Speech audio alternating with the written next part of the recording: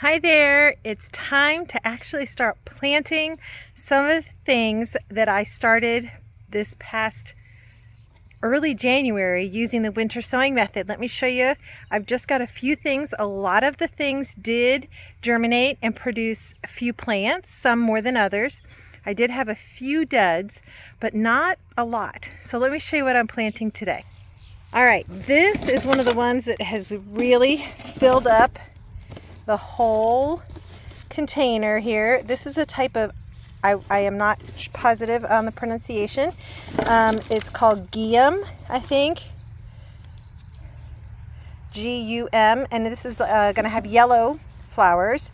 There's different types of Guium. I have another one that I bought at a nursery a year or two ago that I think has reddish. No, I take it back. I started it from seed last year too.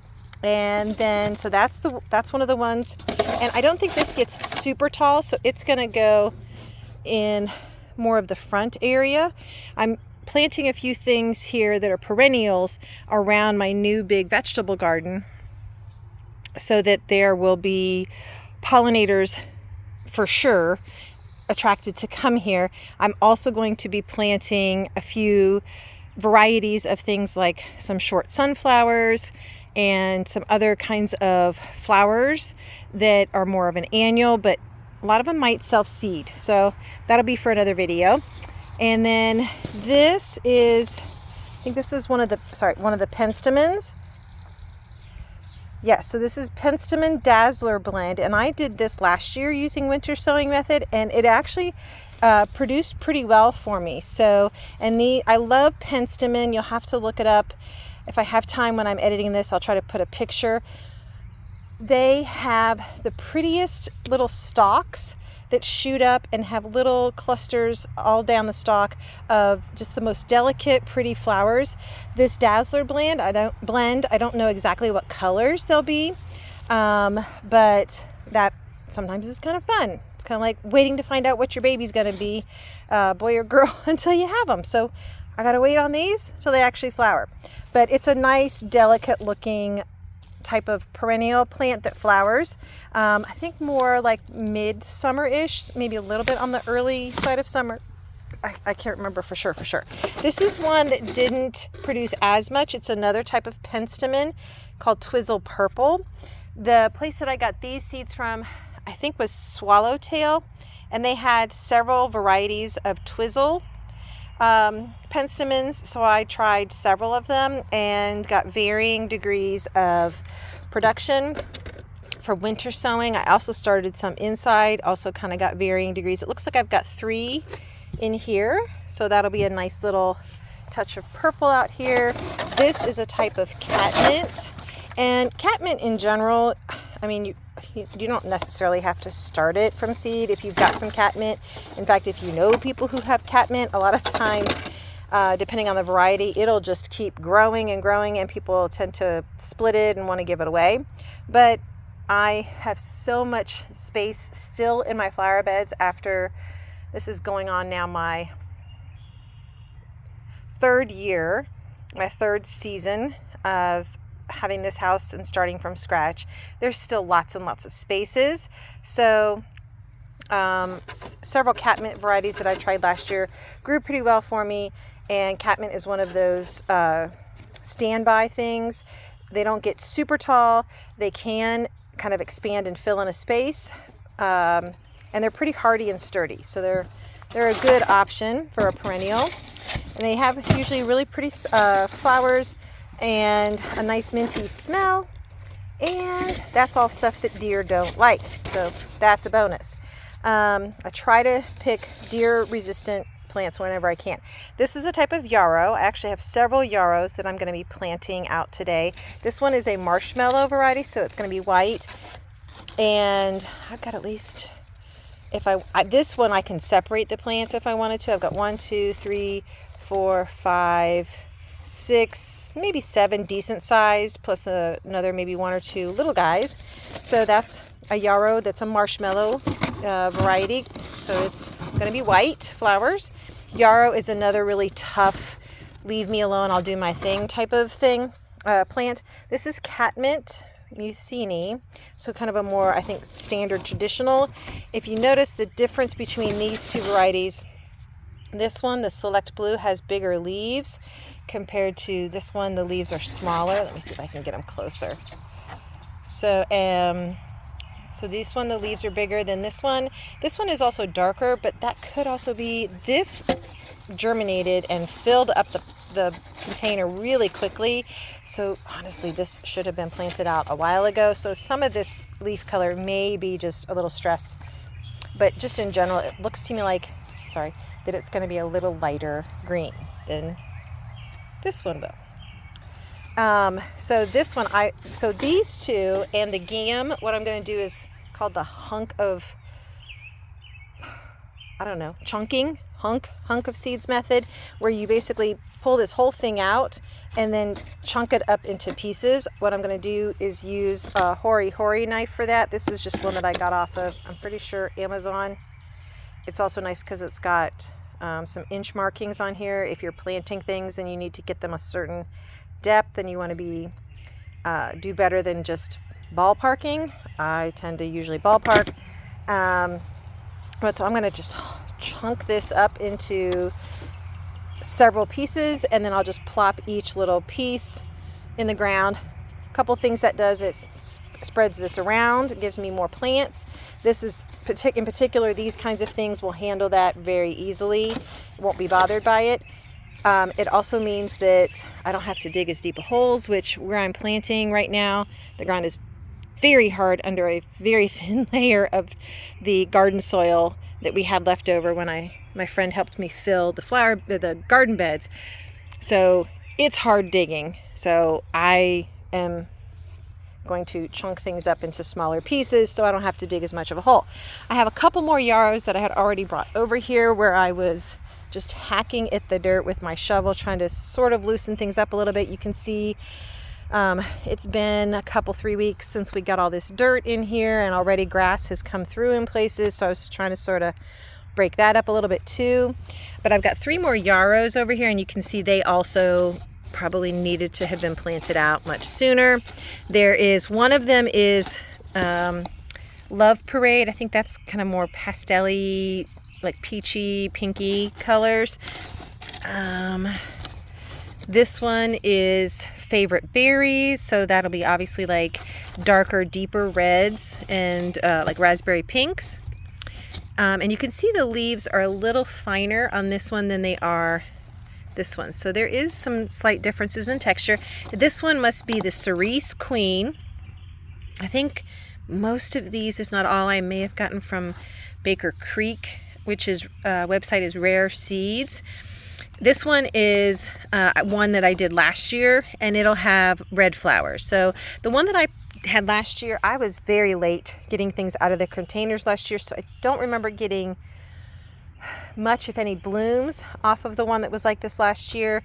I'm hoping I'm getting these out sooner enough that I might actually see some blooms, but if not, that's okay. They'll provide some texture and contrast with the flower bed and soften the edges of the flower bed a little bit, or the vegetable beds. I have already planted out a few lavender plants that I started from seed. So I've got a few here, lavender plants. I did a mixture here of Munstead and tall lavender. Those both did real well for me last year that I did in the winter sowing method.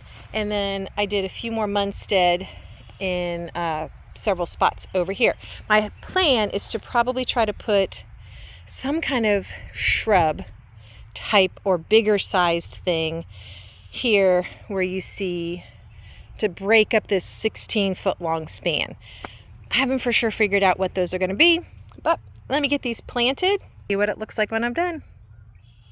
I'm back. It's been a little over an hour. I'm just a little sweaty, not too bad, and I think I got quite a bit accomplished. Let me show you what we've got, and while we're here, I'll give you a very quick tour also of all the veggies that I planted. All right, so I also have spread some mulch, the local high school baseball team. So I just put some in a big thick layer. You can see this bag had some white, I think it's a type of mold. My understanding is it's not a big deal. The rain and stuff, it'll eventually wash away. There were some really big fat clumps, so I threw those in the woods. They wouldn't break up. So, but these are the lavender that I planted a few days ago. This is one of the types of catmint. Here's some more lavender. This is the catmint that had the bigger leaves. I've got here on either side of where I hope to, I think, put some kind of a shrub. Here, and here. I think, I don't know, there's the lavender there. So I may not put any shrubs. I definitely am going to spread some seeds once this mulch has settled a little bit. So probably this weekend. I want to do like some Cosmo. I found some sunflower seeds that are called teddy bear. So more on that later. Got the other bookend of the finer leaved catmint, more lavender. And then this is kind of, I alternated the three of the different kinds of yarrow. The white yarrow I put over here where I had also had some lavender, since that's kind of the center of the garden. Here I mixed together, kind of separated out the penstemon, the two different kinds, and then I broke up the yellow geum, kind of surrounded that. This opening, I'm pretty sure I'm going to, at least for the next year or two, until I have worked in this garden a little more, I'm going to just put some boards across and put the netting, and it's not going to be a functional door at this point. The experience I had trying to build doors, I just think that's going to be a better option, to have two of the openings just be kind of permanently closed for now.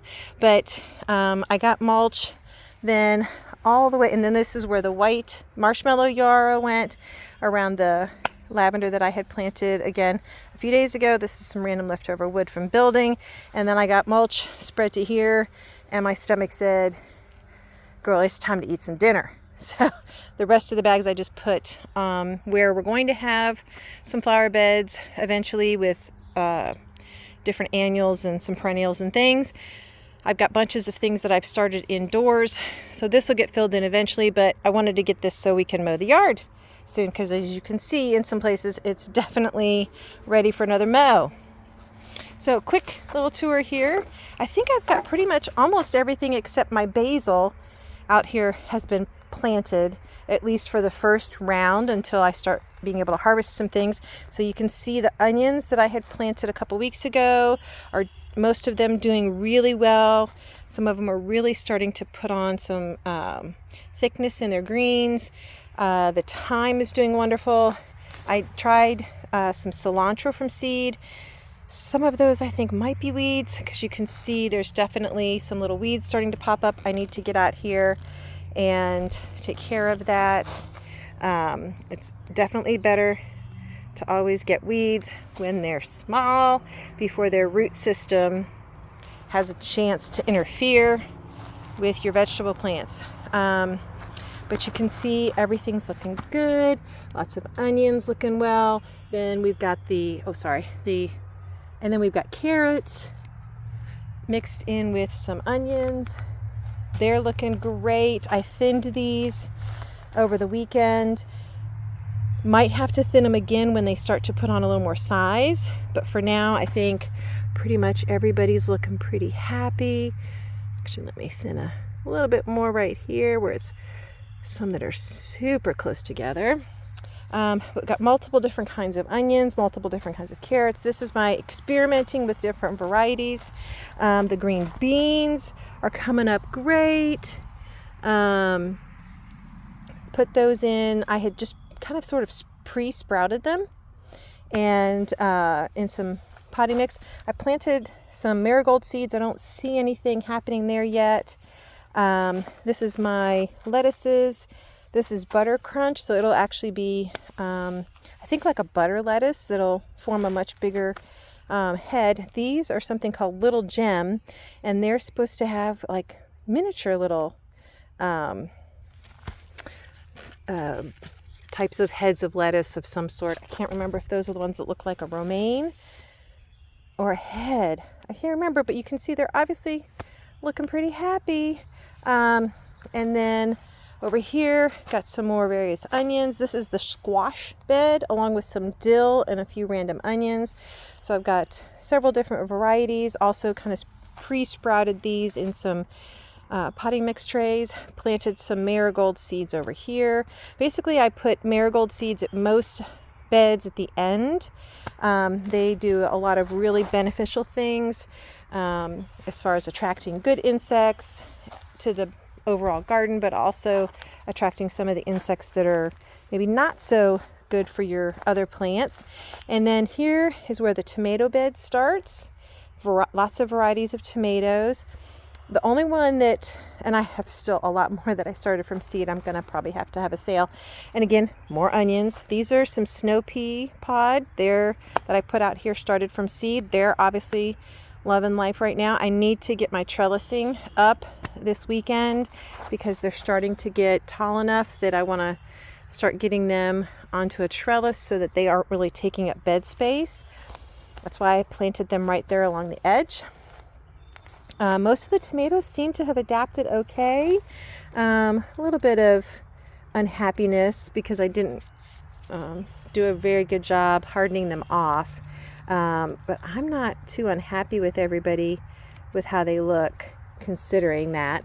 And this variety did not look great indoors, which was another reason why I wanted to get it outside, hoping it would be happier, was the Brad's Atomic Cherry. So we'll see how those go.